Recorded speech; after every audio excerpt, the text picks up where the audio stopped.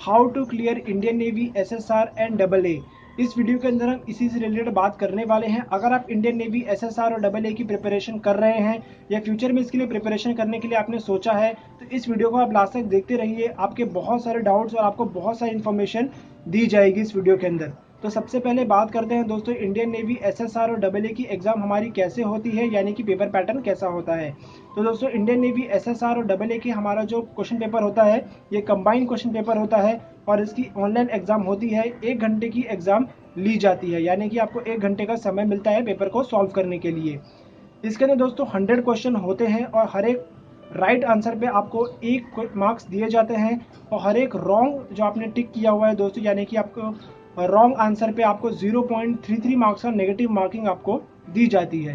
जबकि अगर आपने क्वेश्चन को अटेम्प्ट नहीं किया है दोस्तों, तो इसके लिए आपको कोई भी मार्क्स आपके कट नहीं किए जाते हैं और ना ही आपको कोई भी मार्क्स दिए जाते हैं। इसके अंदर दोस्तों 4 सेक्शन होते हैं। हमारे जो 4 सेक्शन होते हैं दोस्तों, वो होता है हमारा English, science, mathematics and general awareness. इसके ऊपर मैंने एक प्रॉपर वीडियो बना के रखी है हमारे सिलेबस से रिलेटेड, और उसके अंदर दोस्तों आपको पीडीएफ भी मिल जाएगा। उसका वीडियो की लिंक मैं डिस्क्रिप्शन में दे दूंगा। आप इस वीडियो के बाद उस वीडियो को ज़रूर देख लीजिए और उस पीडीएफ को डाउनलोड करके अपने पास रख लीजिए और उसके बाद अपनी प्रिपरेशन करना स्टार्ट कर दीजिए।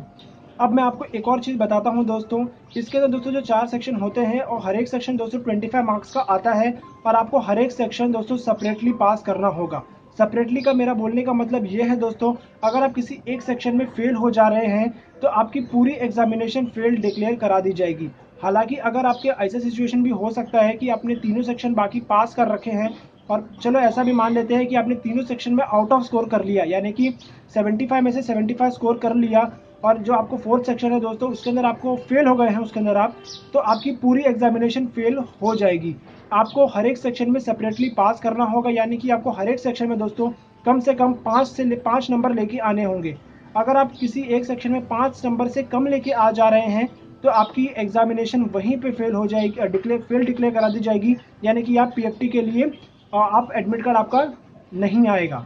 ठीक है, जब आप अपना एग्ज़ाम क्लियर कर लेंगे दोस्तों, रिटर्न एग्जामिनेशन जब आप क्लियर कर लेंगे तो आपका जब लिस्ट में नाम आ जाएगा तो आपके एडमिट कार्ड रिलीज़ होते हैं। एडमिट कार्ड रिलीज़ हो जाने के बाद दोस्तों आपको 1.5 किलोमीटर की रनिंग करनी होती है और इसके अंदर दोस्तों 7 मिनट का समय दिया जाता है। ये कोई ज़्यादा हार्ड नहीं है। अगर आप प्रैक्टिस कर रहे हैं, 2 महीने की अच्छी प्रैक्टिस कर रहे हैं, अच्छे फोकस के साथ प्रैक्टिस किया है आपने, तो आप इसको ईजिली क्रैक कर लेंगे। इसके बाद दोस्तों ठीक तुरंत इसके बाद आपको 10 पुशअप्स लगाने होते हैं। पुशअप के ऊपर मैंने एक वीडियो ऑलरेडी बना रखा है। अगर आप एक और वीडियो चाहते हैं तो आप कमेंट सेक्शन में लिख दीजिए, मैं इसके ऊपर भी एक वीडियो बना के अपलोड कर दूंगा। इसके बाद दोस्तों आपको 20 उठक बैठक यानी कि 20 स्क्वाट्स लगाने होंगे। तो स्क्वाट्स के ऊपर भी मैंने एक वीडियो ऑलरेडी बना रखा है मेरे चैनल के ऊपर, आप उसको भी जाके देख सकते हैं। तो ये तो दोस्तों हो गया हमारा पीएफटी से रिलेटेड। अब बात करते हैं दोस्तों, इसके बाद जो भी लड़कों का पीएफटी क्लियर हुआ है, अब बारी आती है उनकी मेडिकल एग्जाम की। तो मेडिकल के अंदर दोस्तों आपका जो सबसे पहला चेक किया जाता है वो है आपका आइज, नोज, टीथ, आपकी टंग, ईयर्स, आपके शोल्डर्स, यानी कि आपका कोई डिसलोकेशन तो नहीं है, आपके हैंड्स के अंदर आपका स्वेटिंग तो नहीं होता है, हैंड शिवरिंग तो नहीं होती है, आपके नेल्स प्रॉपर है या नहीं है, आपके फिंगर्स से कोई कट नहीं है, आपके बॉडी पे कोई टैटू तो नहीं है, नॉकनी नहीं है, फ्लैट फीट नहीं है, आपका चेस्ट प्रॉपर एक्सपांड हो रहा है, आपकी हाइट प्रॉपर है, आपके वेट प्रॉपर है। इसके अलावा दोस्तों आपको कोई गुप्त बीमारी तो नहीं है। तो ये दोस्तों कुछ तमाम चीज़ें आपकी चेक की जाती हैं आपके मेडिकल के अंदर। तो इसके बाद दोस्तों आपका मेरिट लिस्ट आता है। इसके लिए टाइम लगता है कुछ 1 महीना से, आपका 1 महीना टाइम लगता है मेरिट लिस्ट अपलोड होने में। उसके बाद दोस्तों आप आईएनएस चिल्का जाके ज्वाइन कर सकते हैं। तो आईएनएस चिल्का के अंदर भी दोस्तों जिस दिन आप रिपोर्ट करते हैं उसके अगले दिन आपका दोस्तों मेडिकल एग्जाम लिया जाता है। तो मेडिकल के अंदर भी सेम वैसी प्रोसीजर को फॉलो किया जाता है जैसे आपका इनिशियल मेडिकल एग्जाम जब आप दे के आए थे, तो वैसे ही दोस्तों आपका मेडिकल एग्जाम भी वहाँ पर लिया जाता है। पर ये दोस्तों आईएनएस चिल्का में जो मेडिकल एग्जाम होता है ये फाइनल मेडिकल एग्जाम होता है और इसके अंदर आपको अगर आपको कोई पॉइंट आ गया, कोई रिजेक्शन मिला, तो इसके अंदर दोस्तों आपको 21 दिन का समय मिलता है, आपको उस पर्टिकुलर जिसमें आपको रिजेक्शन मिला है उसको आप दूर कर सकते हैं। अब मैं आपको लेके चलता हूँ हमारे फर्स्ट स्टेज पे, यानी कि रिटर्न एग्जामिनेशन पे। रिटर्न एग्जाम को हम कैसे क्लियर करें? तो रिटर्न एग्जाम को दोस्तों क्लियर करने के लिए सबसे पहले आपको सिलेबस का ज्ञान होना बहुत ही महत्वपूर्ण है। अगर आप सिलेबस को नहीं अच्छे से समझ पाए हैं तो आपको एग्जाम आप ये क्लियर नहीं कर पाएंगे। तो सबसे पहले दोस्तों आप सिलेबस को डाउनलोड कीजिए। उसके बाद दोस्तों आपको बुक कौन कौन सी पढ़नी है ये मैं आपको बता देता हूँ। आप एसएसआर और डबल ए की प्रिपरेशन कर रहे हैं तो आपको क्लास 10th की NCERT की बुक परचेज करनी है, मैथ्स, साइंस और सोशल साइंस। हमारा सोशल साइंस में दोस्तों सारे सब्जेक्ट आते हैं, जैसे कि हमारे इकोनॉमिक्स, सिविक्स, हिस्ट्री, ज्योग्राफी, तो ये चारों बुक आपके सोशल साइंस में आ जाते हैं। क्लास 11th और 12th की आपको फिजिक्स, केमिस्ट्री, बायोलॉजी और मैथमेटिक्स की बुक परचेज करनी है 11th और 12th की। अगर आपका बेसिक दोस्तों थोड़ा क्लियर नहीं है तो आप क्लास 9th की बुक भी परचेज कर लीजिए, मैथमेटिक्स और साइंस की, ज्योग्राफी, हिस्ट्री, इकोनॉमिक्स और सिविक्स की बुक भी आप परचेज कर लीजिए। जो सोशल साइंस की बुक है दोस्तों, इसको बस आपको रीड करनी है, ठीक है।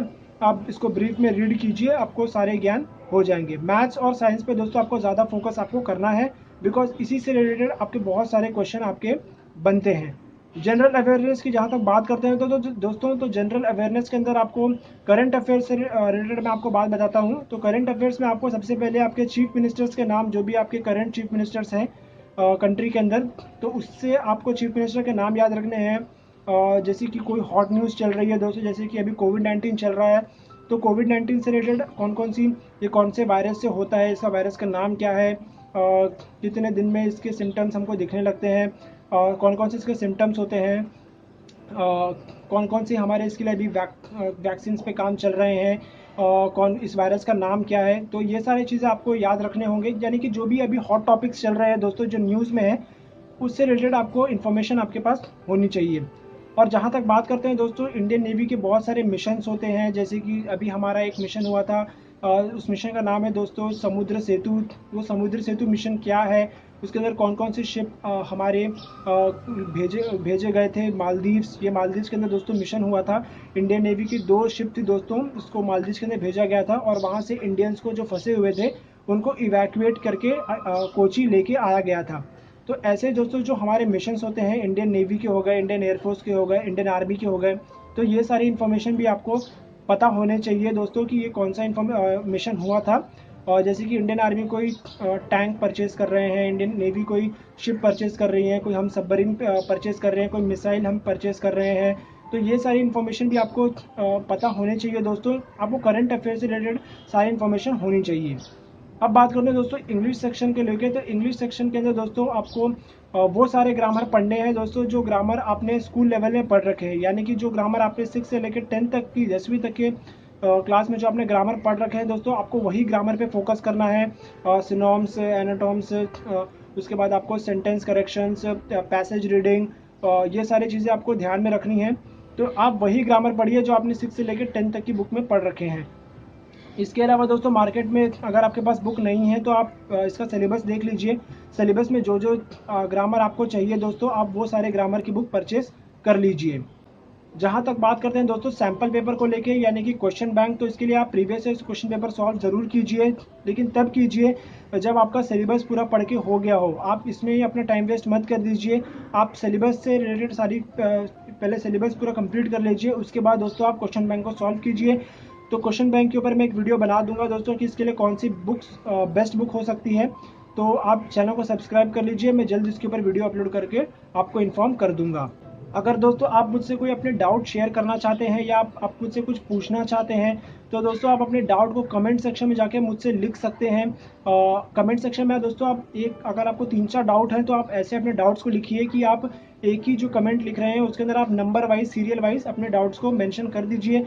क्योंकि ऐसा होता है कि अगर आप बहुत सारे अपने डाउट्स लिख दे रहे हैं, बहुत सारे कमेंट्स लिख रहे हैं, तो मुझे रीड करने में थोड़ी डिफिकल्टी होती है। तो आप अपने सारे कमेंट्स को एक ही कमेंट के अंदर आप मेंशन कर दीजिए 1 2 3 4 करके, तो मैं इससे मुझे रीड करने में आसानी होगी। तो इस वीडियो में मैंने आपको सारी इन्फॉर्मेशन दे दी है दोस्तों कि हमारा इंडियन नेवी एसएसआर और AA की एग्जाम क्लियर करने के लिए हमारा क्या होता है सिलेबस। मैंने आपको बुक्स बता दी हैं। मैं सैम्पल पेपर्स का आपको नेक्स्ट वीडियो में इन्फॉर्म कर दूंगा कि इसके लिए आपको कौन कौन सी बुक परचेज करनी होगी। सैम्पल पेपर के लिए, प्रीवियस ईयर क्वेश्चन पेपर के लिए कौन कौन सी बुक आपको परचेज करनी होगी, ये मैं आपको बता दूंगा। तो आपको मैंने सारी इन्फॉर्मेशन दे दी है दोस्तों। मेडिकल के रिलेटेड इन्फॉर्मेशन मैंने आपको ब्रीफ में बता दिया है और PFT बता दिया है। तो आप अभी जो अपना टाइम आप वेस्ट मत कीजिए। आप जो भी आपका ये लॉकडाउन का टाइम चल रहा है अभी फ़िलहाल, तो आप उसके ऊपर ज़्यादा फोकस कीजिए, अपने रिटर्न एग्जामिनेशन के ऊपर फोकस कीजिए, बिकॉज सबसे पहली स्टेज हमारी रिटर्न एग्जामिनेशन ही होती है। अगर आप रिटर्न आपका क्वालिफाई नहीं कर पाएंगे तो आप आगे बढ़ ही नहीं सकते। ठीक है दोस्तों, आपको रिटर्न एग्जामिनेशन क्वालिफाई करना ही होगा, बिकॉज पीएफटी आप कितना भी तैयारी कर लें दोस्तों, ये सारी धरी की धरी रह जाएंगी, लेकिन जब तक आपने अपना रिटन एग्जामिनेशन क्वालिफाई नहीं किया है, ठीक है। बिकॉज इंडियन आर्मी में टोटली ऑपोजिट होता है, तो इसमें पहले पीएफटी लिया जाता है, पर यहाँ पे सबसे पहले आपको रिटन एग्जामिनेशन क्वालिफाई करना होगा। तो सबसे पहले आप अपना पूरा फोकस इस वक्त अपना 8 घंटे आप पूरा प्रॉपर पढ़िए। और मैंने मोटिवेशन वीडियो ऑलरेडी अपने चैनल पे अपलोड किया हुआ है दोस्तों, उम्मीद आप उसको जाके ज़रूर देखिए, आपको बहुत ज़्यादा मोटिवेशन मिलेगी, तो आप उसको जाके ज़रूर देखिए। तो चलिए दोस्तों, आज की वीडियो में इतना ही। मिलते हैं कोई ऐसी नई इन्फॉर्मेटिव वीडियो के साथ अगले वीडियो में। तब तक के लिए मुझे दीजिए इजाज़त। नमस्कार दोस्तों, जय हिंद, वंदे मातरम। And in the last, if you have determination to work hard, trust me, nobody can stops you.